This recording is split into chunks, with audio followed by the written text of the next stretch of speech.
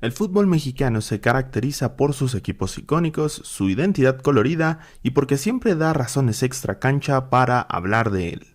Esta lista es un ejemplo de cómo nuestro campeonato se especializa en tener cuestiones muy bizarras y torpes que han quedado en la memoria del colectivo que semana a semana se tortura viendo esta liga. Estos son los momentos más ridículos de la Liga MX. Ya hice un video sobre la historia del equipo de aerolíneas internacionales. No obstante, no hay material audiovisual que le haga suficiente justicia al descenso de esta franquicia. En la jornada final del Clausura 2003, el equipo morelense estaba pagando las consecuencias del pésimo accionar de su equipo antecesor, el Celaya, en la tabla porcentual, y se jugaba el caer a la Primera División A con los Jaguares de Chiapas. Colibrís no pudo vencer a Cruz Azul y no llegó a nada más que el empate. Mientras tanto, el cuerpo técnico, la directiva y la afición estaban pendientes del Chiapas contra Tecos, donde los selváticos y mis amigos de la ultraderecha jalisciense también estaban igualados. Considera algo. En esta época, los celulares y el internet todavía no estaban tan avanzados, y el estadio donde jugaba Colibríes apenas tenía lo necesario para tener un juego de fútbol decente. Al finalizar ambos cotejos que se jugaban al mismo tiempo, algún tipo dijo que Tecos y Chiapas habían empatado, lo cual salvaba de la quema a los de Xochitepec. La algarabía se desató, los jugadores celebraban y todo era fiesta en Morelos. Entonces, la información empezó a cambiar, y los elementos y directiva de Colibríes descubrieron que Chiapas había derrotado a Tecos y que ellos eran los descendidos. La alegría se convirtió en bronca, tristeza y furia. Tan grande fue el drama que Jorge Rodríguez Marí, dueño del club, retó a golpes a gente de la federación en uno de los momentos más memorables de los últimos 25 años en el fútbol mexicano. Monarcas Morelia perdió mucha fuerza una vez que llegamos a mediados de la década de los 2010. Tanta fue la problemática que el equipo empezó a ser víctima de las notas de rumores, donde aseguraban que la monarquía iba a varias sedes. El rumor se mantuvo así hasta que en 2020, en medio del inicio de la pandemia, el maníaco local y dueño de TV Azteca, Ricardo Salinas Pliego, optó por cambiar a la monarquía a Mazatlán. El proyecto de Mazatlán es un momento ridículo por sí mismo. Un club que intentó secuestrar la historia de Morelia llevándose los trofeos que se ganaron en el Cerro del Quinceo, que simplemente cambiaron los nombres en redes sociales y buscaron que los aficionados canarios los apoyaran bajo la campaña publicitaria llamada Arrebatando. Mazatlán perdió el primer partido de su historia ante el Puebla y desde entonces las habladurías en redes sociales han vuelto en forma de severas palizas a los cañoneros que no terminan de cuajar en una ciudad donde el carnaval y el béisbol son las cosas más importantes. Ahora Mazatlán es parte de las notas de rumores de cambio de sede y se antoja que desaparezcan más pronto de lo que se cree. La pelea de Querétaro en 2022 fue un antes y un después para la cultura barra brava en México. Fue una ocasión inédita, todo era válido, golpear a familias con jerseys del equipo contrario, casi asesinar personas en el nombre de una institución y salirse con la suya. A 2 años de ese suceso, es pertinente señalar que la liga se lavó las manos y que las prohibiciones contra los llamados grupos de animación han sido débiles, torpes, inútiles y un simple placebo para quienes piden que las familias puedan asistir al estadio en paz. Las instituciones del gobierno de Querétaro, por su parte, capturaron a un tipo que no tuvo nada que ver en la bronca y no hicieron más. Por otro lado, los equipos involucrados han dado carpetazo. La barra del Atlas vive en guerra permanente con Grupo Orlegui desde hace un rato, y la de Gallos está de vuelta en los estadios y hasta en los palcos, como si nada hubiera pasado. La pandemia trajo muchos problemas y cambios negativos para el fútbol mexicano. El principal de ellos fue el repechaje, un modelo obsoleto de clasificación que era a prueba de idiotas, ya que 12 de 18 equipos tenían la posibilidad de salir campeones. Y usted dirá, pero el porcentaje de campeones salidos de repesca es bajo, y tiene razón.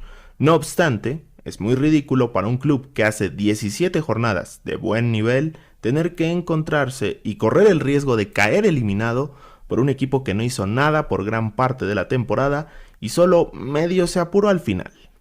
La repesca premió la estupidez e institucionalizó la mediocridad. Ahora, los genios del fútbol mexicano redujeron la fase final a 10 clasificados y llamaron play-in a la repesca para que se escuche más moderno. Una verdadera idiotez.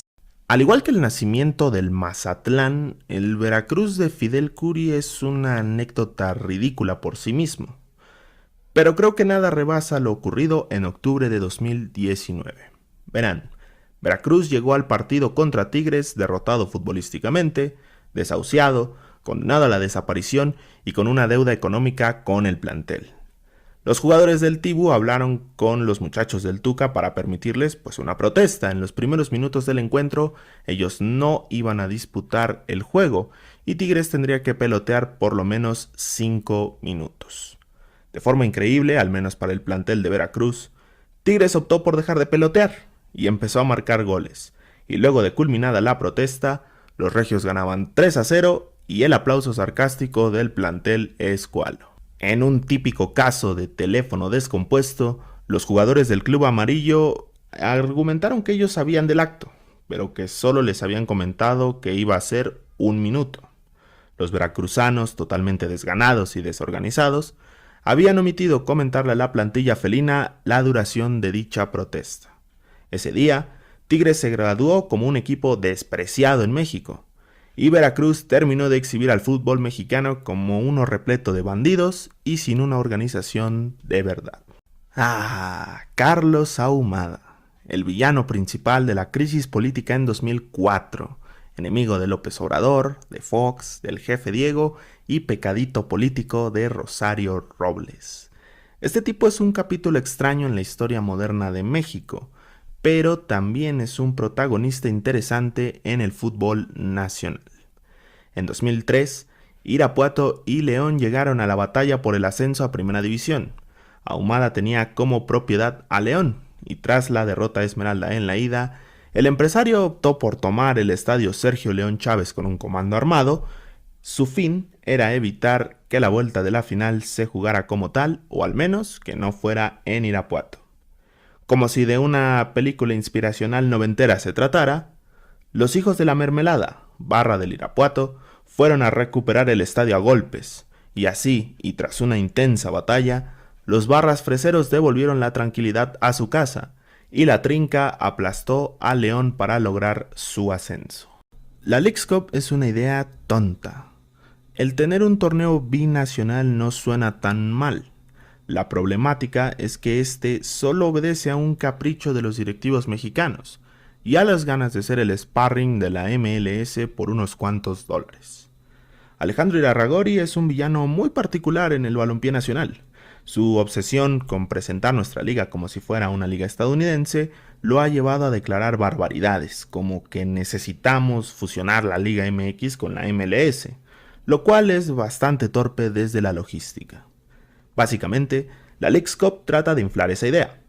Una copa donde ambas ligas juegan en verano, interrumpiendo el torneo local sin necesidad de hacerlo, y en el cual los clubes mexicanos parten en constante desventaja, ya que los viajes son extenuantes, y los clubes de la MLS están permanentemente en casa, ya que esto no tiene visita recíproca al ser jugado en su totalidad en el territorio gringo. La primera edición, que contó como torneo oficial, vio caer dramáticamente a todos los clubes mexicanos. Ninguno llegó a la final y la mayoría lucían poco acoplados y un tanto agotados.